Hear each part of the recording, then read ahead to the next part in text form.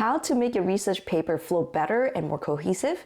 I'll give you some techniques. I've recently released a YouTube video about using how ChatGPT can give feedback for your paper. You can ask it to guide you on how to improve the flow, the clarity, but you need the foundation to understand what makes a paragraph flow well, how to make the sentence flow well. If not, you're never really going to improve in your writing. So let's get started. What does flow mean? Flow means to move along. Even though, look at the stream here, even though it's not a straight path, they will find their way, they turn left and right through corners, but eventually they will get to the point. Basically, they still flow and move things along. Then the second concept is cohesion. Cohesion means stuck, means glued together. So if you have points, you want to make sure everything is glued together within a paragraph, or if you have a main message, all the paragraphs all the paragraphs, the results, the discussion needs to all be cohesive into one single message. How do you create flow and cohesion? The first strategy is to add old plus new. Here, how do you do that? You can use repeated keywords, pronouns, synonyms, and similar ideas. And then the next strategy is to use transitional signals. Don't worry, I'm going to show you an example. So what is old plus new? Here there are three sentences. The first one, when you write a sentence, you introduce a new concept at the end in yellow, new. Then when you start the next sentence, in order to link and create a flow, you want to talk about this old concepts from the previous one and then introduce a new one in blue. And then in the third paragraph, now this old concept from the previous sentence is at the beginning of the sentence. And then you introduce a new concept in the next at the end of the sentence. That way you are always creating a link between the two sentences, and within the sentence you create a new idea.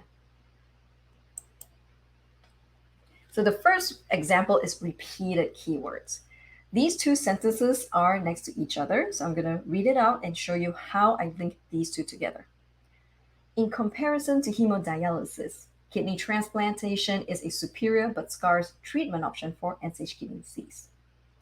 The next sentence is, kidney transplant centers have begun to perform kidney transplantation, so that's my first linking word, for patients with end-stage kidney disease due to PCD or plasma cell dyscrasia, but outcomes of these patients remain uncertain. So in the second part, I introduced a new concept called outcomes, but first we started with the old, which is kidney transplantation, and then before we started talking about something new.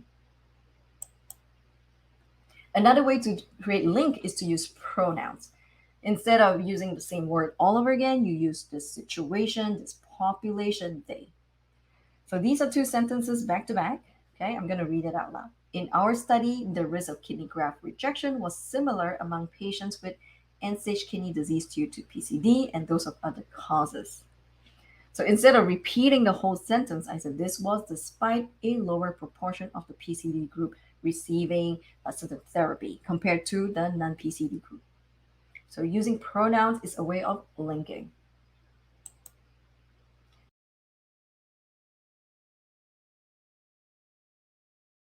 The third way is using synonyms, means similar words. Consistent with our findings, recent publications have reported on the association of acute kidney injury with in-hospital death among those hospitalized with COVID-19. And then recent publication, I don't want to use recent publication again, so I use early reports. And so I want to link previous publication. Early reports from China found that even after adjusting for age, sex, disease, and comorbid condition, risk of death was increased with acute kidney injury. Next is similar ideas. And so here there are two paragraphs. I'm going to show you two examples. The first one is highlighted in yellow, where we introduce a new similar idea. The first sentence says, for patients starting hemodialysis, the expected 5-year survival rate is only 42%. Okay, so I highlighted that. A risk that is similar to that of various forms of cancer. And then in the next sentence, although the reason for increased risk of death. So here, is no longer survival rate, but is a similar idea. Before we were talking about a low survival rate. And in this sentence, I link it by saying it is an increased risk of death. And that's among patients with end-stage kidney disease has not been fully evaluated. So this is how I use similar ideas to link to sentences. Then another paragraph here is another example. The increased risk of infection is likely related to a dysregulated immune system. So that's one idea. And then it goes on to say what sort of immune system uremic milieu has been associated with disturbance in both innate as well as adaptive immunity. And then the next sentence, this is a similar idea to dysregulated immune system. So I want you to read this carefully. Alterations in the functions of neutrophils, natural killer cells, macrophages, and T and B lymphocytes. So here we are also talking about this regulated immune system, but we are giving more details. And that is a way of linking two ideas into one so that in your paragraph you're able to flow a bit better. So it looks like a busy slide, but all I want you to see is this highlighted in yellow and a bolded point. You can use the same method in linking paragraphs. So you introduce an old concept and you introduce a concept into the new paragraph by using either similar words or a synonym. Okay, so let's read the last sentence. Overall, patients with PCD who experience kidney complications have worse survival than those without. And then in the new paragraph, I want to say something about complication. Okay, so here's how it goes. In comparison to hemodialysis, kidney transplantation is a superior but scarce treatment option for kidney failure. So I'm linking that we were talking about complication now, and I've moved on to another complication, which is kidney failure. So this is another way of linking, but instead of just sentences, linking to paragraphs. So this is how you create flow. Now, the next strategy is transitional signals. So these are words that when you read it, you know which direction it's going to go. For example, number one, cause.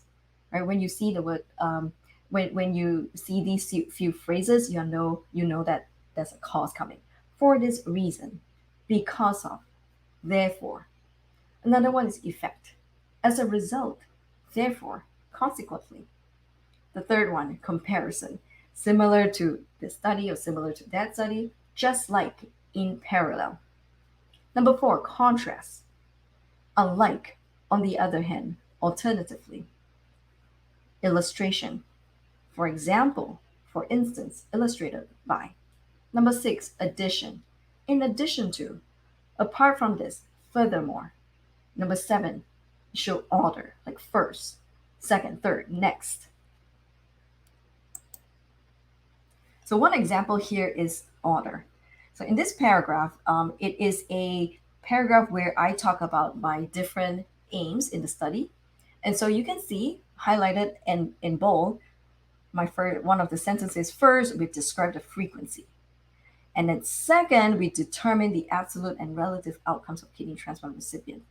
Then finally, third, we examine the causes of death of all kidney transplant recipients.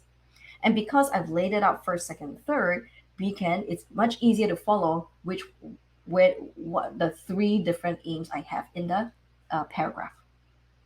This is a snippet from my stylish academic writing course, so do check it out in the link below.